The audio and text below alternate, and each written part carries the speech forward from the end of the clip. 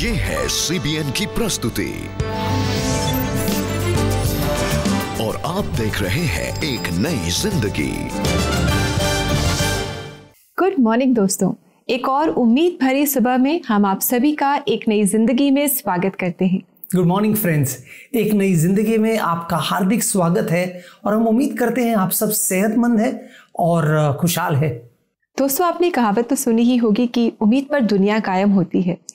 ये एक छोटा सा सेंटेंस है, छोटा सा वाक्य है, लेकिन ये हमारी ज़िंदगी में उम्मीद की इम्पोर्टेंस को दर्शाता है। बहुत ज़रूरी है कि हमारे जीवन में उम्मीद हो और इसी उम्मीद को हम एक दूसरे के साथ भी बांटें। बिल्कुल सही कहा रेबेका आपने। इनफैक्ट मैंने कहीं पढ़ा था रेबेका कि खाने के बगैर इंसान कई दिनों तक रह सकता है, हवा के बगैर भी इंसान कई मिनटों तक रह सकता है, लेकिन उम्मीद के बगैर एक पल भी रहना नामुमकिन है। जी बिल्कुल सही कहा आपने राहुल। इनफैक्ट हमारे आसपास बहुत सारे ऐसे लोग हैं जो नाउम्मीद हैं, निराशा में डूबे हुए हैं, और ऐसे समय में कितना अच्छा है कि अगर हम इनके जीवन में उम्मीद को लेकर के आएँ, उन्हें इस निराशा भरी परिस्थिति से बाहर निकालें ताकि वो अपने जीवन में उम्मीद पाएं और दूसरों को आगे वो उम्मीद दें। और दोस्तों, इसी उम्मीद का नाम है यीशु मसीह। शास्त्र में कहता है कि we have the message of a glorious hope. एक महिमा में आशा है हमारे पास, उम्मीद है हमारे पास, जो है यीशु मसीह, जो हमें दूसरों तक पहुंचाना है। बिल्कुल, और ऐसी कहानी भी दोस्तों हम आपके लेकर आए हैं। आज हम आपको मिलाने जा रहे हैं मोसेस सोलोमन से, जो अपने ज़िंदगी के एक बहुत ही नाजुक दौर से गुजर रहे थे, लेकिन इस नाजुक दौर में किसी ने उन्हें उम्मीद की एक डाली दी और तब उनका जीवन बदला। आइए दोस्तों, मिलकर हम मोसेस की ये कहानी देखें। मोसेस सोलोमन के पैदा होने से पहले ही उनके पिता का निधन हो गया था, इसलिए उनका पालन पोषण उनकी माँ और दादा ने किया। मेरी माँ प्रोफेशन से एक डॉक्टर थी, इसलिए जब मेरी माँ काम पर जाती थी तो पूरे दिन मेरे दादाजी मेरी पूरी जिम्मेदारी उठाते थे। मोसेस का बचपन उनकी माँ और दादा के प्रेम और देखभाल में बहुत ही खुशी से बीता, लेकिन एक दिन मेरे कजन्स ने मुझे शराब और धूम्रपान की आदत लगा दी थी।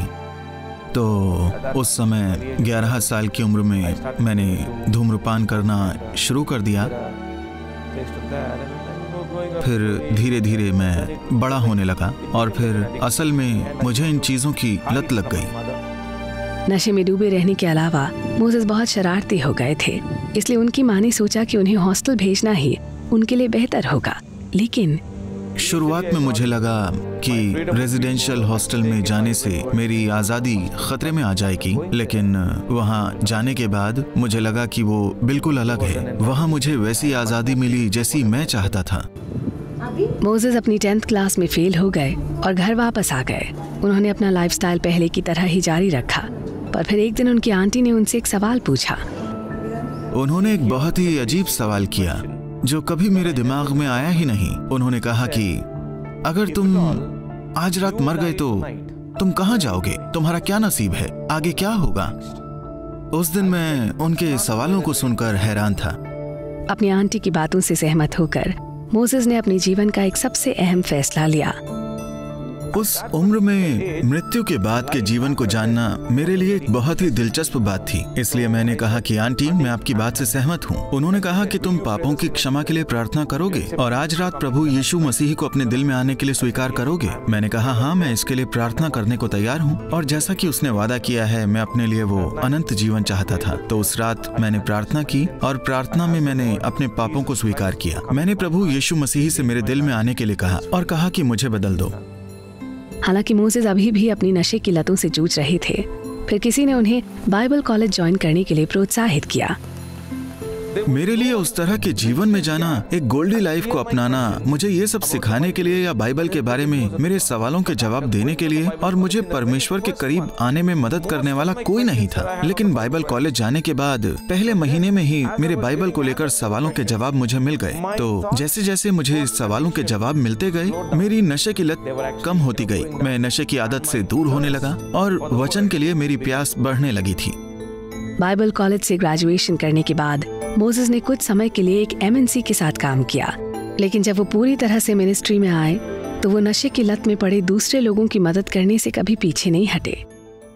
प्रभु यीशु मसीह हमेशा एक मौका देने वाले परमेश्वर हैं। प्रभु यीशु मसीह कभी ना नहीं कहते। इसलिए बाइबल में एक वर्स है जो कहती है कि जो मेरे पास आएगा मैं उसे कभी भी अकेला नहीं छोड़ूंगा, जो कि प्रभु यीशु मसीह द्वारा कहे गए वचनों में से सबसे प्रेम पूर्ण वचन है। आज तक प्रभु यीशु मसीह और उनके उस एक वचन ने असल में मेरे जीवन को बदल दिया है और अभी भी मेरे जीवन को बदल रहा है। आज मोसेस शादीशुदा हैं और उनके 2 बच्चे हैं। वो एक चर्च के पास्टर हैं और उनके जीवन को पूरी तरह से बदलने के लिए वो प्रभु यीशु मसीह के आभारी हैं। कितनी खूबसूरत कहानी है मोसेस सोलोमन की। क्या अद्भुत परिवर्तन उनके जीवन में आया रिबेका जब उन्होंने यीशु मसीह को जाना। ये उतना ही कमाल का है कि किसी ने उन्हें यीशु मसीह के बारे में बताया। और इज़न्ट दैट वंडरफुल। कभी कभी कोई आकर के हमें एक सवाल करता है, जैसे उनसे पूछा गया कि आप मरने के बाद कहाँ जाएंगे, आपका क्या होगा। कभी कभी ऐसा लग सकता है कि सवाल कितना मामूली है, लेकिन आप देखते हैं कि उनकी ज़ुबानी मोसेस ने कहा कि it was a stunning question.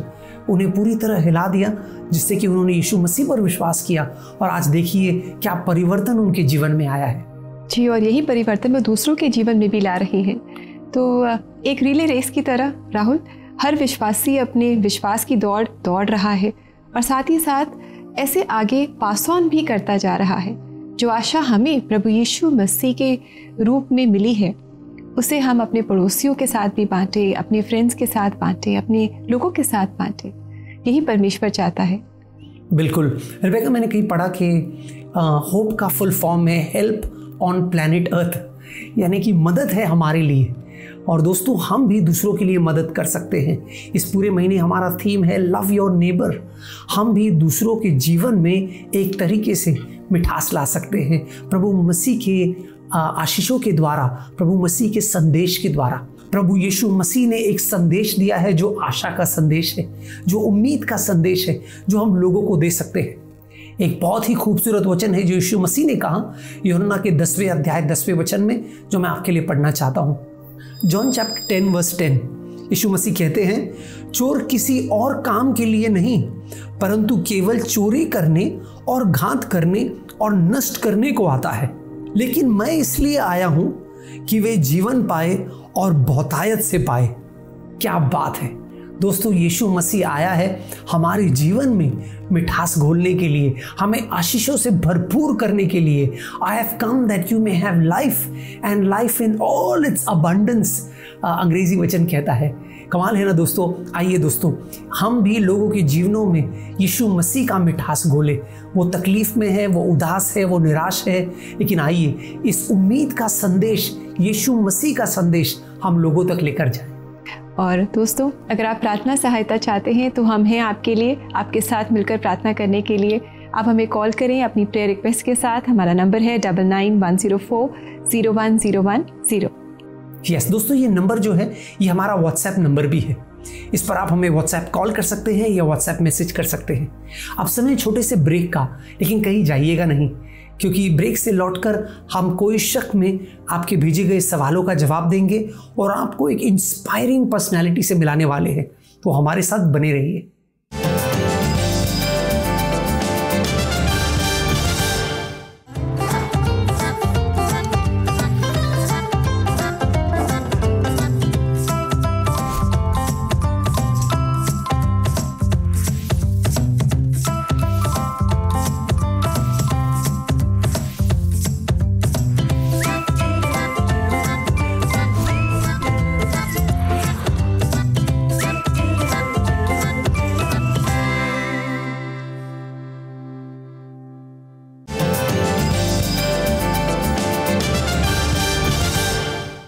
Welcome back दोस्तों। आज एक नई जिंदगी प्रोग्राम में हम उम्मीद के बारे में बात कर रहे हैं। हम बात कर रहे हैं कि किस तरह हम अपने पड़ोसी के साथ प्रभु यीशु मसीह में जो उम्मीद हमें मिली है वो हम बांट सकते हैं और उनके जीवन में भी उम्मीद ला सकते हैं।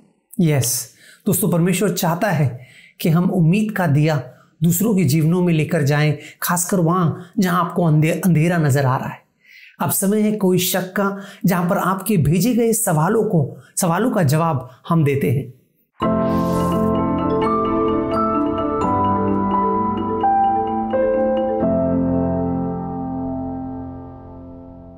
तो आइए दोस्तों, देखिए क्या क्या सवाल आपने हमसे आज पूछे हैं और ये सवाल है ज्योति का, जो व्हाट्सएप से उन्होंने हमें भेजा है कि मेरा पति बहुत शराब पीता है, घर में बिल्कुल प्यार नहीं है, कलेश रहता है, मेरा पति नौकरी नहीं करता है, मेरा पति मेरे पैसे चोरी करके दारू भी पीता है और मैं इस बात से बहुत परेशान हूँ। आप बताइए, क्या मुझे ऐसे पति के साथ रहना चाहिए?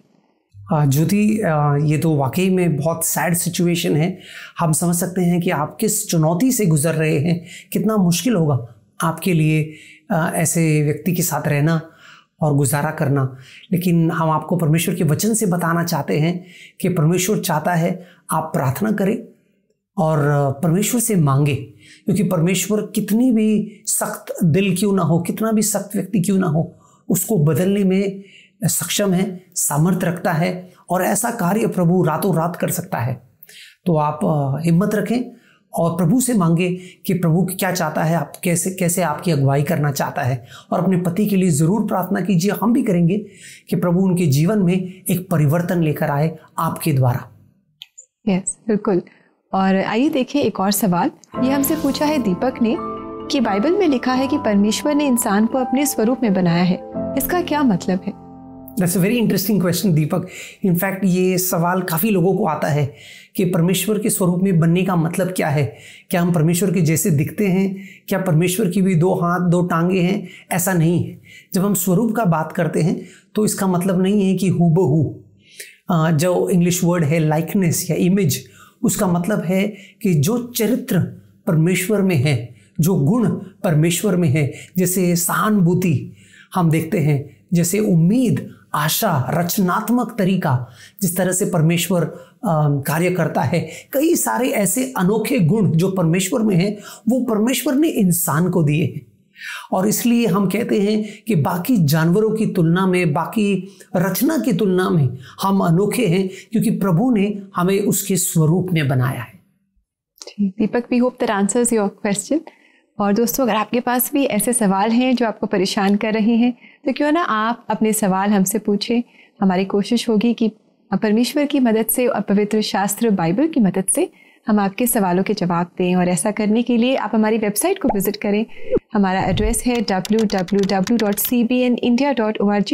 या डिस्कशन बोर्ड पर आप अपने सवाल हमसे पूछिए। साथ ही आप हमें हमारे CBN प्रेयर लाइन पर व्हाट्सएप या मैसेज करके भी अपने सवाल पूछ सकते हैं। यस दोस्तों, आज हम बात कर रहे हैं आशा की, उम्मीद की, और ऐसा ही उम्मीद जगा रहे हैं कई बच्चों के जीवनों में। वो है विजय बरसे जी। जी बिल्कुल, मिस्टर विजय बरसे नागपुर के रहने वाले हैं और ये एक NGO चलाते हैं जिसका नाम है स्लम सॉकर।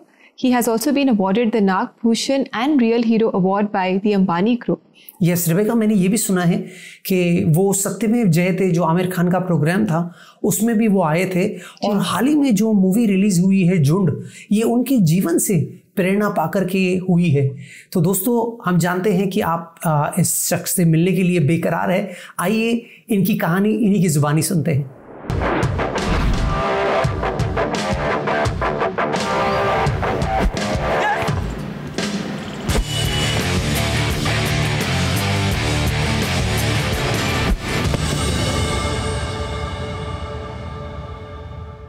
मैं फुटबॉल से अननोन था एकदम, और मेरा थोड़ा सा क्रिमिनली भी रिकॉर्ड रहा है।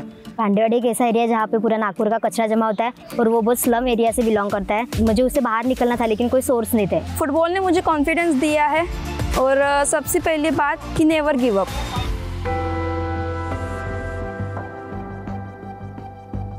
एक दिन जब मैं मेरी यूनिवर्सिटी जा रहा था, वही बाजू में जो एक झोपड़पट्टी है उसमें रहने वाले बच्चे फुटबॉल खेल रहे थे, और उनका फुटबॉल इन्हें सही मायने में फुटबॉल नहीं था।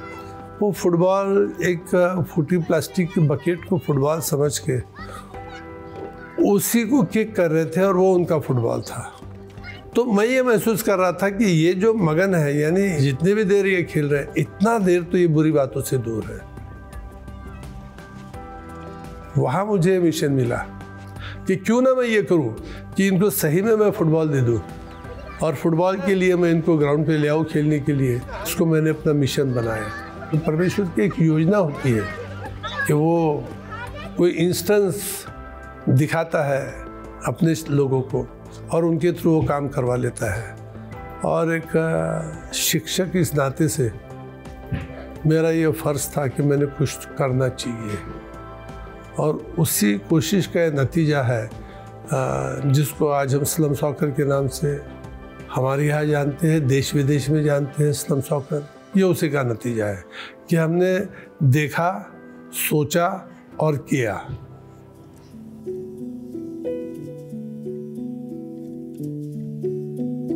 अभी मैं 76 ईयर ओल्ड हूँ मैं। इसका मतलब मैं उस समय का हूँ कि जब इलेक्ट्रिसिटी नहीं के बराबर होगी, न्यूज़पेपर नहीं के बराबर हो गए, रेडियो नहीं के बराबर हो गए। उस समय केवल और केवल अपने दादा दादी, नाना नानी, इनकी गोद में बचपने में, और कोई दूसरी कहानियों की किताब नहीं होती तो केवल बाइबल की कहानियाँ सुनाई जाती थी। तो बाइबल की कहानियाँ जो है, उन कहानियों का सारांश इन दोनों कान से अंदर गया और दिमाग में जाके बैठ गया। थोड़े बड़े हुए होंगे 4-5 साल के, तो माँ की गोद में आए होंगे, उसकी भी गोद में यही शिक्षा मिली होगी। वहाँ से संडे स्कूल में आए, वहाँ भी बाइबल की शिक्षा मिली, यूथ में आए बाइबल की शिक्षा मिली, चर्च में आए बाइबल की शिक्षा मिली। और एक अच्छी बात है कि वो प्रभाव जो था, ये वो जो सुने थे, वो हमें आज तक पूरा मालूम है कि पड़ोसी से प्रेम करो। घर के बाजू में रहने वाला पड़ोसी नहीं है, जो आपको दिख रहा है, जो आपके साथ में ट्रेन में बैठा है, बस में बैठा है, आप जिनके लिए देख रहे हो, आपकी बस्ती जो है वो आपकी पड़ोसी है। इससे बढ़ के कोई दूसरी आज्ञा नहीं है, यही एक में आज्ञा है, पड़ोसी से प्रेम करो। और वो उनकी सीख जो है वो आज भी हमारे, हम बूढ़े होने के बावजूद उनकी सीख पे अमल करते हैं।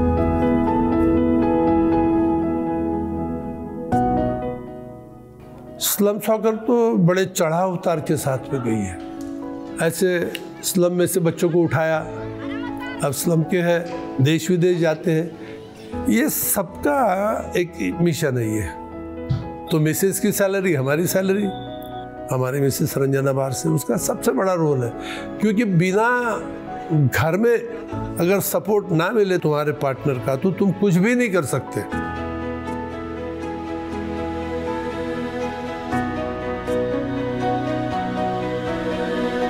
फीफा का एक अवार्ड था, डाइवर्सिटी अवार्ड, कि जिसके कारण से हमने ये ग्राउंड बनाना शुरू कर दिया था। लेकिन हम चाहते कि सेंट्रल इंडिया में फुटबॉल की एक बहुत बेहतरीन एकेडमी बनाना।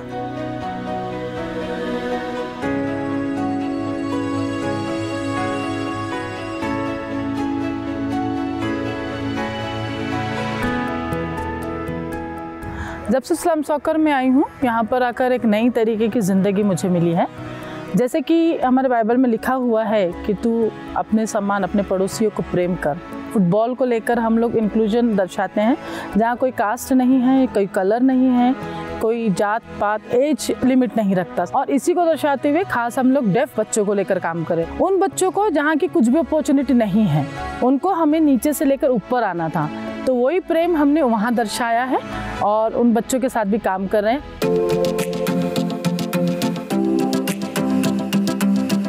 मैं फुटबॉल से अननोन था एकदम, और मेरा थोड़ा सा क्रिमिनली भी रिकॉर्ड रहा है। 3-4 महीने तो मैं घर से बाहर ही नहीं निकला। तो बहुत डिफ़िकल्ट था मेरे से कि किसी से ऐसे नज़र उठा के बात करना है। फुटबॉल एक बहुत इंटरेस्टिंग गेम लगा मुझे कि जहाँ पर सब लोग खेल रहे थे। वहाँ से जो जर्नी स्टार्ट हुई, और ये सबसे बड़ा चेंज था कि मैं जब इंडिया को रिप्रेजेंट करके आया, तो ये चेंज हो गया कि वो मैक्सिको में हुआ था, तो वहाँ से खेल के आया तो मेरी पहचान अलग बन गई।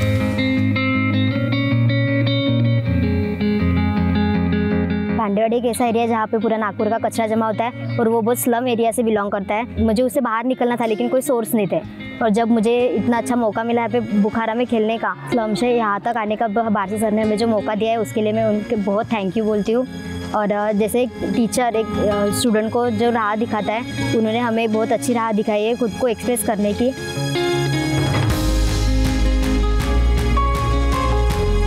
फुटबॉल ने मुझे कॉन्फिडेंस दिया है, और सबसे पहली बात कि नेवर गिव अप। जब हम बहुत जल्दी हार मान जाते हैं, सपोज़ मैं एक एग्जांपल देना चाहती हूँ फुटबॉल के मैचेस का। जब अपोनेंट टीम गोल करते हैं तो हमको गिव अप नहीं करना है, हमको ट्राई करना है कि अटेम्प्ट लेना है ताकि हमारा गोल हो जाए। हम अभी स्लम से अभी यहाँ तक आए हैं, तो हमारी वजह से जो कम्युनिटी के गर्ल्स हैं उनको भी चांस मिलता है खेलने का, और कम्युनिटी में कुछ अलग ही इमेज बनी है। को जो रास्ता परमेश्वर ने दिया है उससे आप हट नहीं सकते हो, डर के छोड़ नहीं सकते। तो आपको वो काम करना है जो आपको शिक्षा मिली है। अगर उस शिक्षा को आप अमल में नहीं लाओगे तो फिर आपका जीवन व्यर्थ है, और यही बाइबल हमको सिखाती है। कितनी इंस्पायरिंग है रेबेका विजय भाई की कहानी, और कैसे उन्होंने कहा कि कैसे परमेश्वर ने उनकी अगुवाई की अपने पड़ोसियों से प्रेम करने के लिए। और ये पड़ोसी कोई और नहीं लेकिन उनके यहाँ पर बस्ती के जो बच्चे थे, उनके जीवन में क्या गहरा प्रभाव वो लेकर आए हैं, और उन्हें उनके गलत जीवन और संगति से दूर कर आज उनको एक मकसद दिया है, उनके मौज में एक मकसद उन्हें मिला है। जी बिल्कुल, विजय जी ने अपने जीवन में उम्मीद पाई, और वही उम्मीद वो इन बच्चों के साथ शेयर कर रहे हैं, अपने आसपास लोगों के साथ शेयर कर रहे हैं। परमेश्वर इनके जीवन को बहुत आशीष दे। और इसी के साथ दोस्तों अब समय है एक ब्रेक का, और ब्रेक के बाद हम आपके लिए प्रार्थना करेंगे, परमेश्वर के वचन से कुछ सीखेंगे। तो मिलते हैं बहुत जल्द इस ब्रेक के बाद।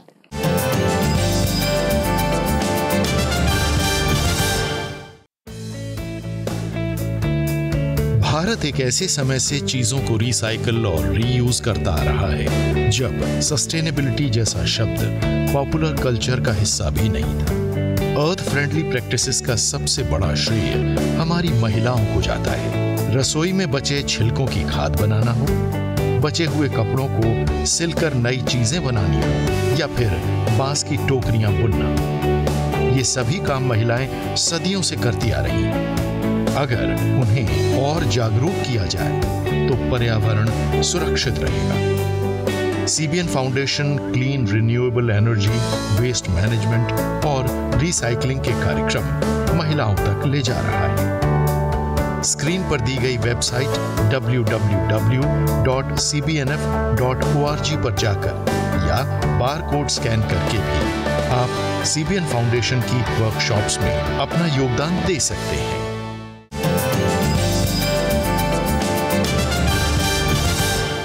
वेलकम बैक दोस्तों, आज एक नई जिंदगी प्रोग्राम में हम उम्मीद के बारे में बात कर रहे हैं कि कैसे हम अपने पड़ोसी के साथ उस उम्मीद को बांट सकते हैं जो हम सब के पास है, वो उम्मीद जो हम प्रभु यीशु मसीह में पाते हैं।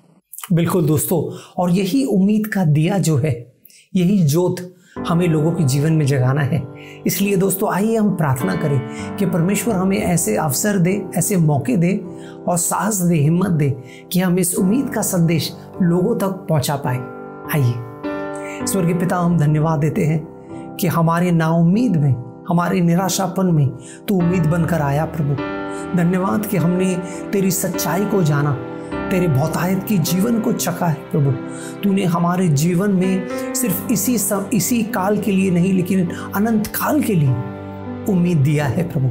हमारी आशा है कि हम अनंत काल का जीवन तुझ में बिताएंगे, तुझसे मुलाकात करेंगे, और हमारा एक नया शरीर होगा, हमारे पास नए औहदे होंगे। कितनी सारी प्रतिज्ञाएं तूने दी है प्रभु। तू प्रतिज्ञाओं का परमेश्वर है, और तेरा वचन कहता है कि जो तेरी प्रतिज्ञाओं पर विश्वास करता है, उस पर उम्मीद बनाए रखता है, वो निराश नहीं होगा। हालेलुया, धन्यवाद प्रभु इस सच्चाई के लिए।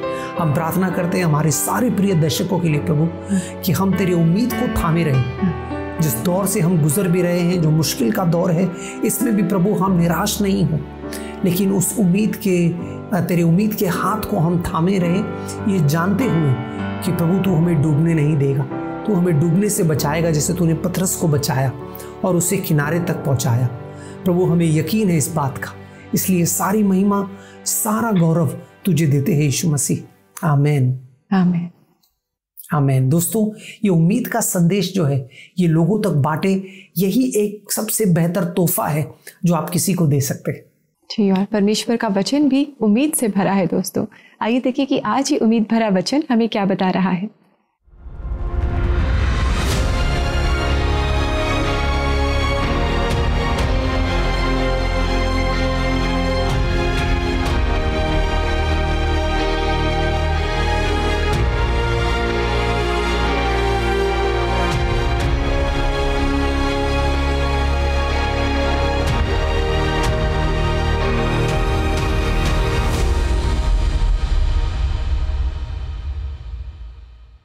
कितना खूबसूरत वचन है दोस्तों, जो हमसे कहता है कि परमेश्वर की आशा जो है ये हमें निराश नहीं करती, क्योंकि परमेश्वर ने अपने प्रेम को हमारे दिलों में उंडेला है। दोस्तों, हम बात ही प्रेम की कर रहे हैं, तो परमेश्वर से प्रेम हम पाते रहें और दुनिया में हम परमेश्वर की उम्मीद का संदेश फैलाते रहें। जी बिल्कुल दोस्तों, और इसी के साथ समय है कि हम आपसे इजाज़त लें। कल आपसे फिर मुलाकात करेंगे और कल हम लव योर नेबर सीरीज़ को कंक्लूड करेंगे, तो कल आप हमारे साथ ज़रूर जुड़िएगा। अप्रैल में हम मिलकर कुछ नया सीखेंगे। और जाते जाते ये गीत हम आपके लेकर आए हैं, छोटी छोटी गलियों में। इस गीत के द्वारा आप आशीष पाएं, परमेश्वर की स्तुति आराधना करें। नमस्कार। नमस्कार दोस्तों। गूंजता है तेरा बड़ा नाम, कच्चे घरों में तेरी सिताएं